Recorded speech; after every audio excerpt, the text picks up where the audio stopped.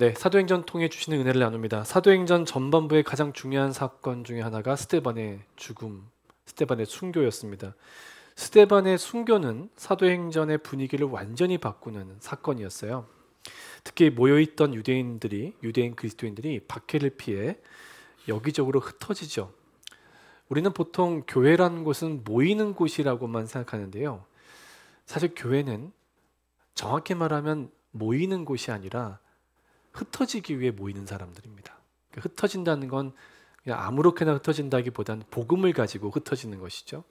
여러분이 마치 항공모함, 저는 우리 교회가 항공모함이라고 생각하는데 유람선이 아니라 항공모함이면 항공모함은 이 많은 전투기들을 몰고 다니는 그런 매개체 아닙니까? 모든 성도들이 연료를 주입하듯 복음을 충만하게 채워 성령 충만하게 세상으로 나가서 복음 전하고 또 성령으로 살아가는 것이 교회의 굉장히 중요한 모델이고 또 모습이죠. 여러분, 이 스데반의 순교 때문에 흩어지는 것이 어찌 보면 교회는 이런 것이다 라는 걸 가르쳐 주시기 위한 하나님의 지시요 또 인도하심이었다는 생각이 듭니다.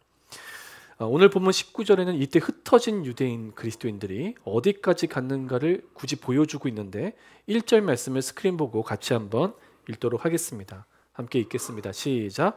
그때에 스데반의 일로 일어난 환란으로 말미암아 흩어진 자들이 베니게와 구브로와 안디옥까지 이르러 유대인에게만 말씀을 전하는데. 아멘. 방금 19절에 세 지역 이름이 나오죠. 베니게, 구브로, 안디옥 이렇게 나옵니다. 베니게는 보통 페니키아라고도 불렸던 지명인데요. 지금의 이스라엘과 국경을 맞대고 있는 레바논의 해안지대를 말합니다.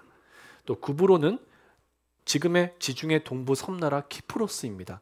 아마 그 근처에 가보신 분들도 있을 거예요. 지중해 여행을 하다 보면. 그리고 안디옥은 지금의 터키와 시리아 국경 근처에 있는 터키 남부 도시 안타키아입니다. 사실 이 세 지역은 모두 과거에는 헬라 제국에 속한 그런 지역들이었습니다. 헬라 제국은 누가 세웠죠? 다 아시면서 대답 안 하시는 거죠? 알렉산더가 세운 마케도니아 왕국 아닙니까? 하지만 사도행전의 배경이 되는 주 1세기 당시에는 이 세 지역 모두 로마 제국의 영토였습니다. 그러니 원래 그 지역들에 살고 있는 주민들은 그리스 사람들, 헬라인들인데 지배하고 있는 사람들은 로마인들이었던 거죠. 그러니까 주민은 헬라인이고 그 지역의 행정 관료들, 주둔하고 있는 군인들, 군인 가족들은 다 누구였어요? 로마 사람들이었습니다. 그리고 놀랍게도 생각보다 많은 유대인들이 이 지역들에 살았던 겁니다. 어떻게 유대인들이 여기까지 왔을까요? 여러분도 알다시피 유대인들은 굉장히 많이 흩어져 살잖아요. 그런 역사적 배경이 있는 거죠. 이미 오래전 바벨론에 의해서 패망당했을 때 유대인들은 본국을 떠나 억지로 흩어졌습니다. 나중에 페르시아 시대 때 잠시 돌아오긴 했지만 많은 숫자의 유대인들이 이미 이방 땅에 뿌리 내렸기 때문에 돌아오지 않고 계속 거기서 대대로 살아요. 나중에 여러분 유럽 땅에도 반유대주의가 굉장히 강해서 여러분도 역사를 공부하실 때 배웠던 홀로코스트나 뭐 이런 굉장히 심각했던 나치의 이 반유대주의 같은 것들이 이 유대인들을 아프리카에까지 흩어지게 만듭니다. 미국에도 오잖아요. 그래서 수많은 유대인들이 지금도 흩어져 살죠. 그래서 이렇게 자기가 살던 지역을 떠나 사는 민족들을 디아스포라라고 부릅니다. 헬라어로 디아스포라는 직역하면 씨를 흩어 뿌림 이런 뜻을 갖고 있습니다. 그러니까 유대인들은 정말 씨앗처럼 여기저기 흩어져서 곳곳에 뿌리를 내리고 산 건데요. 특별히 1세기 당시 헬라 지역에 살던 이 디아스포라 유대인들을 성경에서는 헬라파 유대인들이라고 부르고 있습니다. 언어가 뭘까요? 이들의 언어는 히브리어나 아람어가 아니라 헬라어, 그리스어였던 거죠. 그러나 혈통적으로나 문화적으로 여전히 이들은 강한 유대 민족성을 지켜내려고 애를 썼습니다. 한국 사람은 어디 가나 한인교회 세우지만 유대인들은 어디 가나 회당을 세우죠. 회당을 중심으로 아이들을 가르치고 아이들이 율법으로 살아갈 수 있도록 정체성을 지키려고 애쓰는 민족이 바로 유대인입니다. 자, 이렇게 예루살렘에 있다가 스데반의 순교로 흩어진 유대인들 중에는 헬라파 유대인들이 꽤 있었습니다. 원래는 이방 땅에 살던 사람들인데요.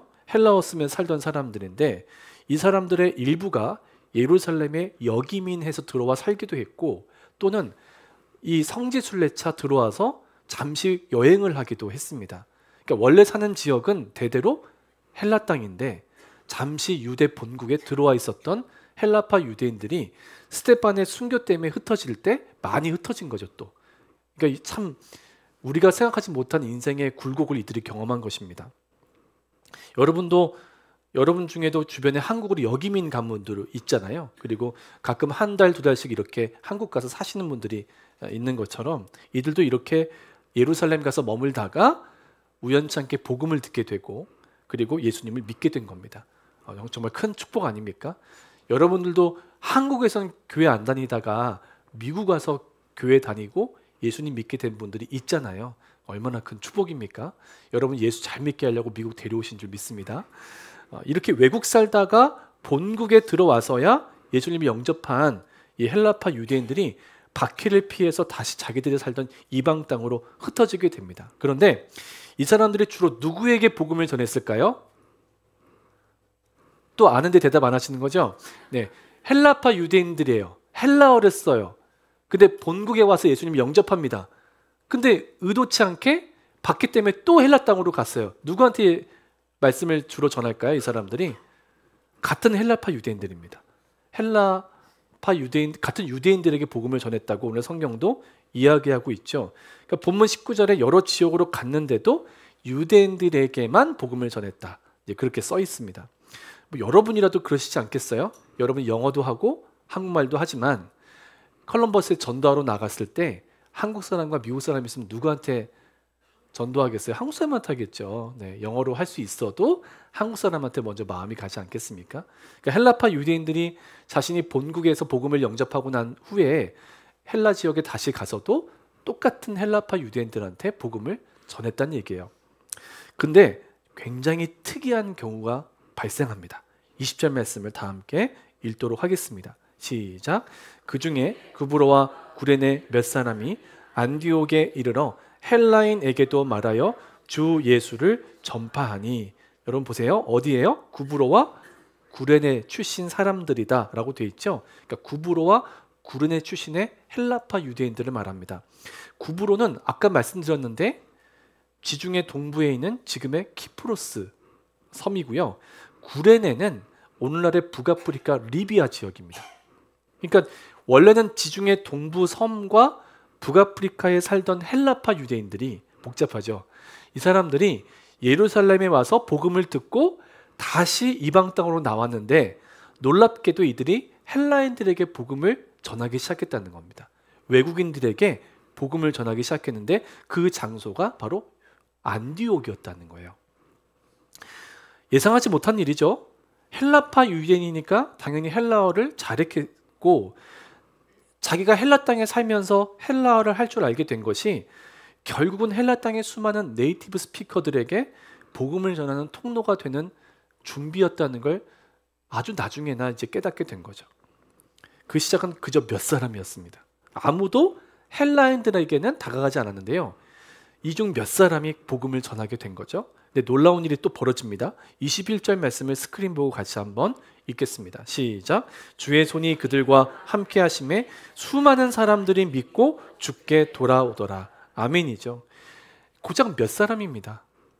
야, 우리 맨날 헬라파 유대인들 우리랑 똑같은 사람들한테만 교회 가자고 했는데 한번 저 외국인한테도 얘기해 볼까? 하고 몇 사람이 시도를 한 겁니다. 정말 헬라 사람들한테 가서 샬라샬라 헬라어로 복음을 전한 거죠. 근데 기대하지 못했는데 놀란 만큼 수많은 헬라인들이 나 예수 믿겠다고 막 다가오기 시작하는 거예요. 동포들에게는 복음 전에도 잘 복음을 영접하지 않았는데 오히려 외국인들이 뭔데 하고 막 따라오더니 이 복음을 듣고 교회를 나오기 시작하는 겁니다. 자, 그 비결이 무엇입니까? 주의 손이 그들과 함께 하심에. 여러분, 하나님의 손이 여러분과 함께 하시기를 축복합니다. 가장 하나님이 도우시는 때는 언제냐? 여러분이 복음을 전할 때입니다. 어떻게든 복음을 전하며 살아가려는 여러분의 삶에도 하나님의 손이 꼭 함께 하실 줄 믿습니다. 물론 이방인에게 복음 전해진 게 처음은 아니죠. 빌립이 에디오피아 내시를 전도했잖아요. 그리고 베드로가 고넬료와 그와 함께한 가족들과 지인들을 전도했죠. 고넬료는 로마인이었습니다. 근데 이방인들에게 성령님이 임하시는 장면도 우리는 보았습니다. 근데 이번에는 스케일이 다릅니다. 개인이나 가정을 넘어서 지역이 뒤집어지고요. 도시가 새로워집니다. 이번에는 수많은 헬라인들이 예수님을 믿는 역사를 우리가 성경을 통해 확인하게 됩니다. 요즘 같으면 신문이나 방송에 나올 만한 일이에요. 이 소식이 예루살렘 교회까지 전해졌고요. 예루살렘 교회는 바나바라고 하는 사람을 급히 안디옥에 파송합니다. 왜 그랬을까요? 왜 그랬을까요, 여러분? 자꾸 질문을 던져봐야 돼요. 성경 읽으면서 그냥 멍하니 앉아 계시면 안 되고요. 예루살렘 교회 입장에서는 진상 파악부터 해야 돼요. 아니, 빌립 집사가 전도할 때만 해도 뭐 그냥 한두 사람 그럴 수 있지. 또 베드로가 이렇게 또 전도할 때도 뭐 한 가정은 그럴 수 있지. 근데 막 지역이 막 뒤집히고 수많은 헬라인이 돌아오는 역사를 보니까 덜컥 좀 겁도 나고 이게 건강한 현상인가? 뭐 이런 생각, 정말 이게 하나님이 하신 일인가? 이게 멀리서 듣는데 잘 모르겠는 거예요. 이게 바나바를 보냅니다. 바나바는 믿을 만한 사람이었던 모양이에요. 바나바가 헬라파 유대인 출신이거든요. 구브로 출신이에요. 이 디아스포라 유대인이었는데 유대 지역에 와서 복음 듣고 이 사람도 예수님 믿게 된 사람입니다. 이제 바나바만큼 믿을 만한 사람이 이때는 없었겠죠. 헬라 지역도 잘 알고 예수님도 믿었고. 근데 바나바가 와서 보니까 정말 하나님이 하신 게 보이는 거예요. 와, 이건 사람이 한 게 아니구나. 야, 하나님이 하셨구나. 여러분 생각해 보세요. 여러분이 밖에 나가서 말도 잘 안 통하는데 안 되는 영어로라도 Do you believe Jesus? 막 이렇게 물어보면서 막 전도했는데 막 우리 교회로 다 나온다고 생각해 보세요. 얼마나 놀랄 만한 일이에요. 그죠? 할렐루야죠? 네, 그런 일이 안 일어날까요? 네. 그런 일이 막 일어나면 와, 이거는 내가 영어를 잘해서도 아니고 내가 뭘 잘나서도 아니고 하나님의 손이 도우셨구나. 알지 않겠습니까? 누가 봐도 그건 분명하죠. 그러니까 바나바가 이 모든 걸 보고 헬라 땅에도 헬라 사람들에게도 하나님의 은혜가 임했구나 하는 것을 깨닫게 됩니다. 근데요, 바나바가 막 기뻐하고 그런 데서 그치지 않습니다. 하나님의 은혜를 입은 사람들에게 꼭 필요한 아주 중요한 권면을 합니다. 특히 따뜻한 위로와 격려가 담긴 진심 어린 권면을 하는데요. 여러분, 바나바라는 이름의 뜻이 뭔지 아세요? 많이 들어보셨죠? 네. 또 아시는데 대답을 안 하고 계세요? 바나바라는 이름의 뜻은 위로의 아들이란 뜻입니다. 현대적인 영어로 표현하면 son of encouragement예요. 굉장히 격려를 잘하고 용기를 북돋아주는 사람이라는 거죠. 이 바나바라는 이름이 위로 잘하고 격려 잘하는 사람, 이런 뜻만 갖고 있는 게 아니라 그 이상의 의미를 담고 있습니다. 왜냐하면 이 바나바라는 이름은요, 존재 자체가 위로가 되고 격려가 되는 사람이란 뜻입니다. 그냥 그 사람이 함께 있으면 너무 위로가 되는 거예요. 너무 격려가 되고. 여러분, 그런 사람 있죠? 만나기만 하면 짜증나는 사람도 있지만 만나면 너무 위로가 되고 힘이 되고 격려가 되는 사람이 있습니다. 여러분이 그런 사람 되시기를 축복합니다. 요즘 제가 읽고 있는 책이 소중한 사람을 위해 우울증을 공부합니다라는 작은 책입니다. 이 책은 일종의 수기입니다. 수기라는 건 자신의 주관적 체험을 기록한 경험의 기록이에요. 아주 아내가 심각한 우울증에 걸리고 만 겁니다. 낫겠지. 병원 가면 낫겠지. 낫질 않는 거예요. 남편이 이 우울증에 대해서 공부를 하기 시작합니다. 아내가 겪는 이 병을 이해하려고.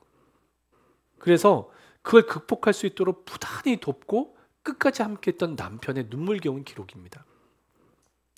이 남편의 이 노력은 정말 이렇게 할 수 있을까 싶을 정도로 정말 너무너무 힘쓰는 노력이었습니다. 해외 논문까지 찾아 읽고요. 만나본 적 없는 그 해외 교수한테 이메일을 써가면서 어떤 식단으로 해야 되는지, 우리 아내가 지금 이걸 겪어서 통과하기 위해서 어떤 운동요법을 써야 하는지, 우울할수록 자꾸 운동도 해야 되는데 그게 쉽지 않잖아요. 같이 그 일을 함께 합니다. 보통 우리가 그 우울증을 겪는 환우가 있는 가정이나 또 교회에 보면 이 우울증을 잘 이해를 못하다 보니까 의지가 약하다라고 생각하기 쉬워요. 그거 못 이겨내냐, 뭐 믿음이 없어서 그렇다, 뭐 심지어 기도 안 해서 그렇다, 이런 말 너무 쉽게 하거든요. 그렇게 말씀하시면 안 되는 거잖아요. 근데 어쨌든 이 남편은 이 아내를 포기하지 않고 계속 아내가 움직일 수 있도록 같이 모든 걸 함께 합니다. 이 아내가 맨 앞에 이 책에 대한 추천사를 썼더라고요. 이름을 기록하지 않았지만, 그래서 늘 곁에서 함께 해준 남편에 대한 고마움을 기록해 놓았습니다. 정말 알 수 없는 몸의 고통이 찾아오고 공황이 오고 온갖 우울과 불안으로 잠도 자지 못해서 죽고만 싶었던 자신과 끝까지 함께 해준 남편에 대해서 고마움을 기록했더라고요. 제가 요즘에 그 질병을 극복한 분들의 기록들을 읽습니다. 그게 암이든 파킨슨이든 또 어떤 우울증이든 간에 이것에 눌리며 살지 않게 우리 교우들을 돕고 함께 지원하기 위해서 이 질병을 극복한 사람들의 기록들을 읽으면서 깨닫는 게 있습니다. 믿음도 그렇지만 우리가 만난 인생의 고통과 질병은요, 혼자 이겨내는 것이 아니라 우리가 함께 이겨내는 것이라는 거예요. 여러분, 고통을 함께한 그들의 가족들이 있었고요, 친구들이 있었고 교회들이 있었습니다. 교회가 해야 할 일도 이렇게 친구와 가족이 되어주는 일이라고 생각합니다. 교회가 기쁜 일을 당연히 같이 해야죠. 근데 정말 교회가 필요할 때는 아프고 힘들고 외로울 때입니다. 그때는 보통 우리는 혼자 있기를 선택하거든요. 근데 교회는 친구와 가족으로서 그저 존재만으로도 힘이 되고 존재만으로도 위로가 되고 격려가 되는 사람들이어야 한다는 생각을 요즘 이 질병에 대한 공부를 하면서 더 많이 느끼게 됩니다. 교회는 이렇게 존재 자체가 위로가 되고 존재 자체가 격려가 되는 이런 바나바 같은 사람들이 꼭 필요합니다. 여러분이 바나바가 되어 주시기를 바랍니다. 이 바나바가 이제 막 예수님을 영접한 헬라인들과 이미 예수님을 영접하고 교회를 이루었던 이 유대인 성도들에게 권면을 하는데요. 이 권면의 내용이 제 마음에 새겨졌어요. 여러분과 나누고 싶어요. 23절 우리 스크린 보고 같이 함께 읽겠습니다. 시작. 그가 이르러 하나님의 은혜를 보고 기뻐하여 모든 사람에게 굳건한 마음으로 주와 함께 머물러 있으라 권하니. 아멘. 여러분 성경에 밑줄을 그어 놓으세요. 굳건한 마음으로 주와 함께 머물러 있으라. 여러분 이 문장을 여러분 마음에 꼭 새기고 돌아가셨으면 좋겠습니다. 자, 굳건한 마음으로 예수님과 함께 머물러 있으라. 이 말이 무슨 뜻일까? 제가 자주 참고하는 신약학자 조재천 박사의 책을 보니까요, 헬라어 문장의 느낌을 그대로 직역을 해보면 이런 의미가 된다는 겁니다. 화면으로 보여드릴게요. 계속 마음을 주님께 향하고 있으라. 계속 마음을 예수님께 향하고 있으라. 이게 오늘 설교 제목이 되었습니다. 여러분 노트가 있으시면 적어두시기를 부탁드립니다. 믿음은 잠깐의 감정이나 기분이 아닙니다. 한 번의 결단도 아니에요. 믿음은 결단의 연속입니다. 오늘 하루를 주님과 함께 살기로 결정하는 것이고요. 내 마음을 세상에 두지 않고 예수님께 두겠다고 결정하는 일이에요. 계속해서. 그래서 지금 제가 재번역해드린 이 문장은요, 헬라어의 의미를 잘 살려낸 아주 잘 번역된 의역입니다. 계속이란 단어가 되게 중요해요. 계속해서 내 마음을 예수님께 향하게 하라는 것이 이 바나바가 안디옥 교회를 이루었던 이방인과 유대인들에게 했던 공통의 권면이고 위로와 격려였다는 거죠. 여러분 마음이 예수님께 있잖아요. 여러분 마음이 지속적으로 예수님을 향하잖아요. 그러면 예수님께 헌신하게 돼요. 몸이 따라간다는 얘기예요. 마음이 가면 몸도 가요. 여러분 다 경험하시죠? 몸이 떠나면 마음도 떠나지만 마음이 자꾸 향하면 몸도 그쪽으로 이끌립니다. 여러분 오늘 교회 오고 싶어서 왔죠? 네, 아닌 분들도 이럴 때는 표정 관리를 잘해야 합니다. 네, 정말 마음을 이쪽으로 향하신 거예요. 어쨌든 그러니까 운전대를 잡고 어쨌든 여기까지 온 거예요. 그러니까 계속해서 여러분의 마음이 예수님을 향하면요, 예수님을 향해 내 몸도 갑니다. 몸과 마음이 함께 간다는 거죠. 근데 혹여라도 여러분의 마음에 자꾸 사람이나 세상에 향해 있으면 여러분이 엉뚱한 방향으로 가기가 쉬운 거죠. 계속 마음을 예수님께 향하는 거. 이 문장의 의미를 잘 이해하기 위해서 꼭 연결시켜서 여러분과 제가 기억해야 할 단어가 관심이란 단어입니다. 관심. 이 관심이란 단어는 관계할 관자에 마음 심자입니다. 이걸 해석해 보면 사람은 어딘가에 자기 마음을 연결시키고 있다는 거예요. 이렇게 연결되고 있다는 거예요. 그래서 여러분의 마음이 향해 있는, 무언가에 향해 있는 상태를 관심이라고 하거든요. 그래서 여러분이 누군가에게 관심이 있다, 무엇에 관심을 쏟는다, 이 말은 그 사람이 어떤 사람을 향해서 또는 어떤 일에 자기 마음을 둔다, 연결시킨다, 이런 뜻이기도 합니다. 다 여러분 경험하시죠? 다음 달에 내가 한국 간다. 마음은 이미 한국 가 있습니다. 내 몸이 한국 가는데 모든 게 다 집중이 되고 거기에 헌신이 됩니다. 이게 사람 마음이 그렇다는 것이죠. 여러분, 내가 지금 무엇에 관심이 많은가? 굉장히 중요한 질문입니다. 여러분이 예수님께 관심을 두고 여러분의 마음의 방향이 예수님을 향하고, 그래서 여러분의 삶의 방향 전체가 예수님을 향하고 있는가를 잘 보셔야 합니다. 그렇지 않으면요, 교회 생활하면서도 우리가 사람을 향하거나 어떤 상황을 향하게 되면요, 마음이 상심되기가 크고 회복이 잘 안 됩니다. 이건 굉장히 주의해야 될 것들이죠.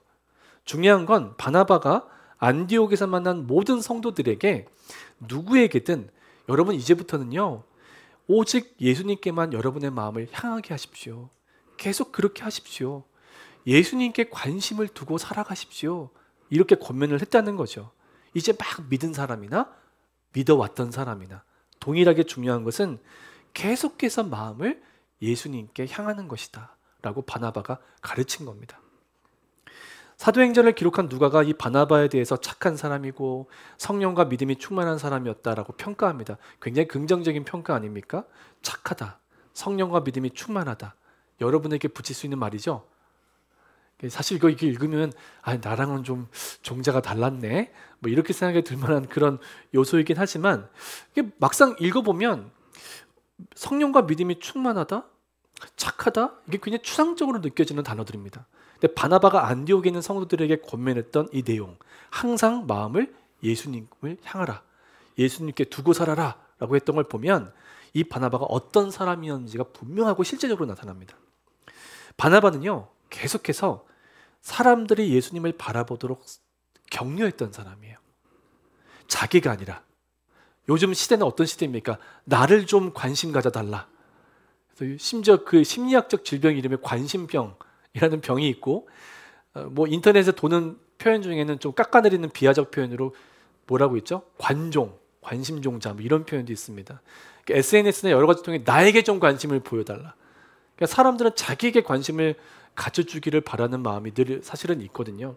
근데 사실 우리가 집중해야 되는 건 나 자신에게 주목하는 것이 아니라 나를 지금까지 계속 구원의 길로 인도해 주시는 주님께 마음을 두고 관심을 그분께 두는 것이죠. 그게 굉장히 중요한 거죠. 그걸 예수님을 바라본다라고도 표현할 수 있는 겁니다. 사람은 예수님 잘 믿다가도 어려움이 찾아오잖아요. 그럼 자기 자신에게 주목하기 쉽고, 또는 다른 사람이나 상황과 조건만 묵상하다가 마음이 무너지는 걸 경험하는 때가 굉장히 많습니다. 우리가 다 겪는 일들이에요. 그래서 그런지 이런 바나바의 모습이나 그의 진심 어린 권면이 참 귀하다라는 생각이 듭니다. 예수님께 늘 마음을 두고 예수님을 바라보며 살아가는 것, 이건 저와 여러분에게도 지금 가장 중요하다는 거죠. 제가 요즘 감사일기라는 걸 쓰는데요, 여러분에게도 되게 권하고 싶어요. 그 구글 플레이나 이런 그 웹스토어에 들어가셔서 핸드폰에 보면 크리스천 감사일기라는 애플리케이션이 있어요. 굉장히 어떻게 보면 촌스럽고 단순한 애플리케이션인데 그냥 쓸 수 있게만 만들어 놓은, 그리고 내가 감사일기 썼는지 안 썼는지를 칼렌더로 다 표시해 주는 아주 간단한 애플리케이션입니다. 근데 제가 이 감사일기를 쓰면서 뭐 한 가지든 10가지든 생각나게 하시는 감사 제목들을 쭉 적고 있는데요. 이 감사일기 쓰면서 가장 유익한 점이 뭐냐면 자꾸만 제 마음이 주님을 향한다는 거예요. 지난주부터 우리 교회 안에 환우들을 위해 좀 기도합시다 하고 제가 광고 드렸잖아요.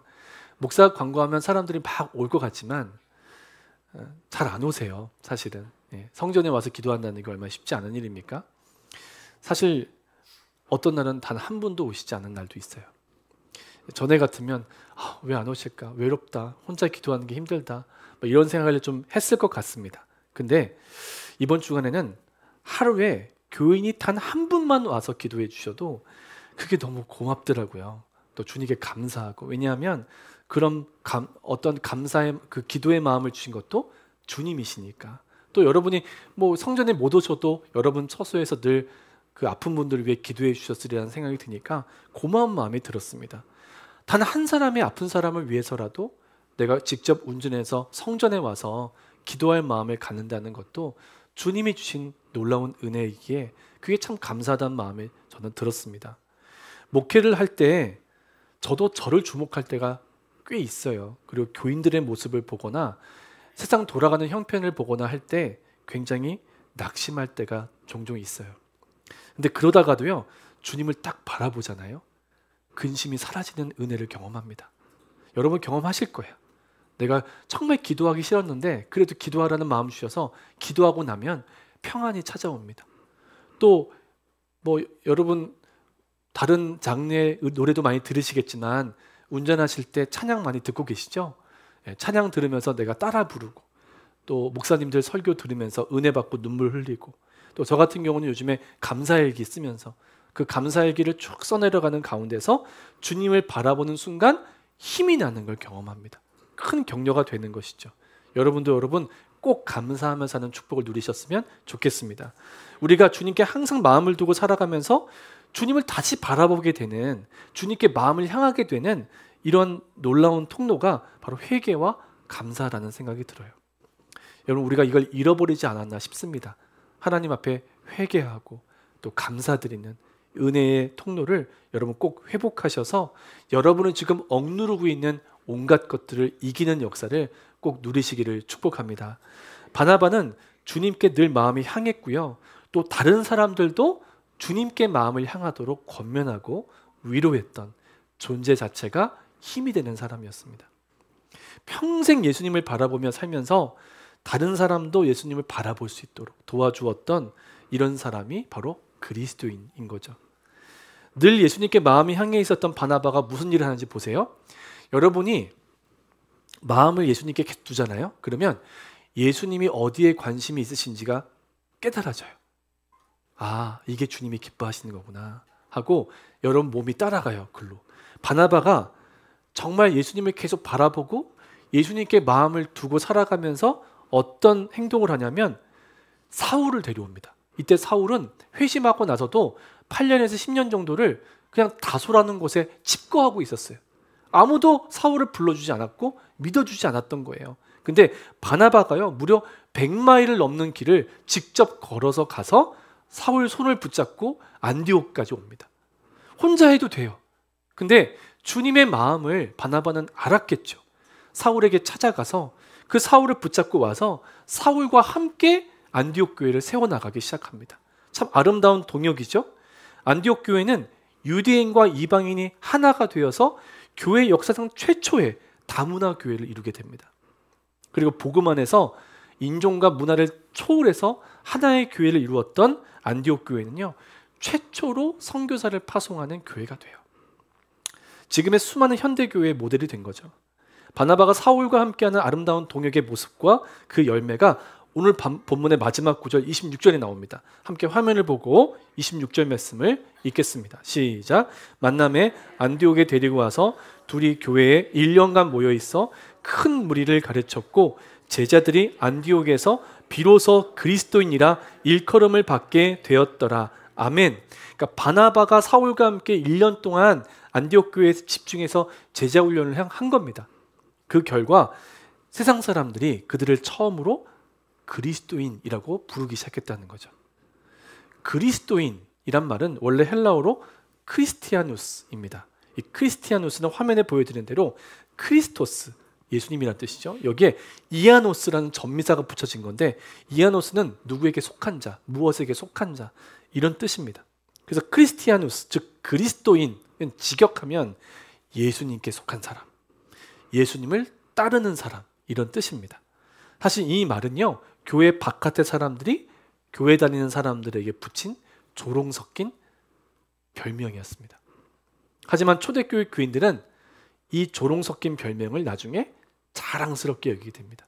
내가 유대인이냐 헬라인이냐 뭐 컬럼버스에 사냐 미국에 사냐 상관없이 우리 모두가 그리스도인이지 않습니까? 여러분 그리스도께 속하여 계시고 그리스도를 따르고 계신 줄 믿습니다. 그 시작이 바나바와 안디옥 교회였던 거죠. 예수님밖에 모르는 사람. 항상 예수님께 마음을 향하고 그 예수님이 바라보는 곳을 바라보고 그 예수님 가시는 곳에 나도 가고 이렇게 살아가는 예수의 사람들의 공동체가 되었던 안디옥 교회는요. 이제 큰 흉년이 들어 고생하는 예루살렘 교회, 모교회에 구제비를 보냅니다. 얼마나 아름다운 모습입니까? 개척교회가 모교회에 헌금을 보내기 시작한 거예요. 그 이야기가 오늘 보면 바로 뒤에 나옵니다. 마침내 그들은 예수님께 마음을 계속 향하더니 예수님의 손과 발이 되는 은혜를 경험했던 거죠. 건축을 준비하면서 저는 건축이라는 건 물리적인 공간을 세우는 일이 아니라 비전을 채우는 일이다라고 생각을 합니다. 제 개인적으로 그렇습니다. 비전 없는 공간은 허울 뿐입니다. 아무리 멋진 교회가 지어져도 비전이 없다면 아무런 의미가 없는 것이죠. 그래서 여러 공간들이 머리에 그려지고 또 비전이 마음에 새겨지는데요. 참 엉뚱스럽게도 저는 가장 먼저 제 마음에 새겨진 공간에 대한 비전은 교회 부엌에 대한 비전이었습니다. 이 교회 새 부엌을 자꾸 떠올렸고 거기에는 제 상상 속에는 다 있습니다. 네, 거기는 예쁜 뭐 빵 굽는 뭐 그런 것도 있고 또 버너도 이렇게 다 있고 또 설거지할 수 있는 기계도 있고 다 거기에 들어와 있습니다. 어떤 건지는 모르겠지만 나중에 어쨌든 그 형상 안에는 우리 교인들이 자꾸 모여서 친교실에서 모락모락 나는 새밥 지어 먹고 또 김밥도 말아 먹고 같이 깔깔대며 웃는 모습이 제 머릿속에 그려집니다. 그런데 제가 사실 지난 소풍 때 여러분들이 같이 막 웃는 그 시간에 아 이게 치유고 회복이구나 이런 생각 참 많이 했거든요. 여러분 자꾸 모여서 웃으시기를 바랍니다. 그런 형상이 자꾸 그려졌습니다. 그리고 나서 그걸로 끝나는 게 아니라 우리가 따뜻한 밥을 짓고 복음을 들고 이웃에게 찾아가는 그 모습이 떠올려졌습니다. 저는 사실 음식은 잘 못하고요. 배달은 잘할 것 같습니다.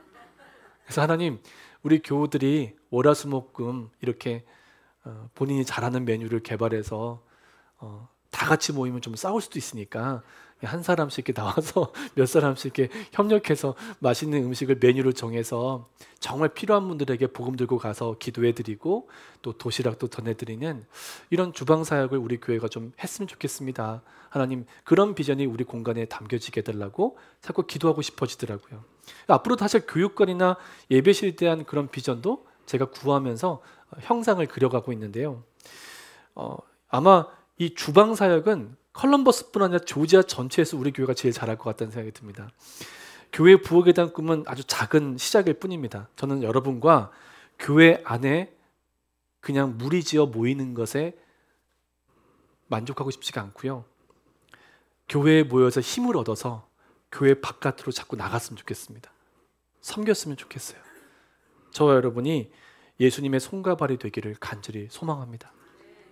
솔직히 말하면 아직은 우리끼리 같이 있는 것도 힘들 때가 있죠.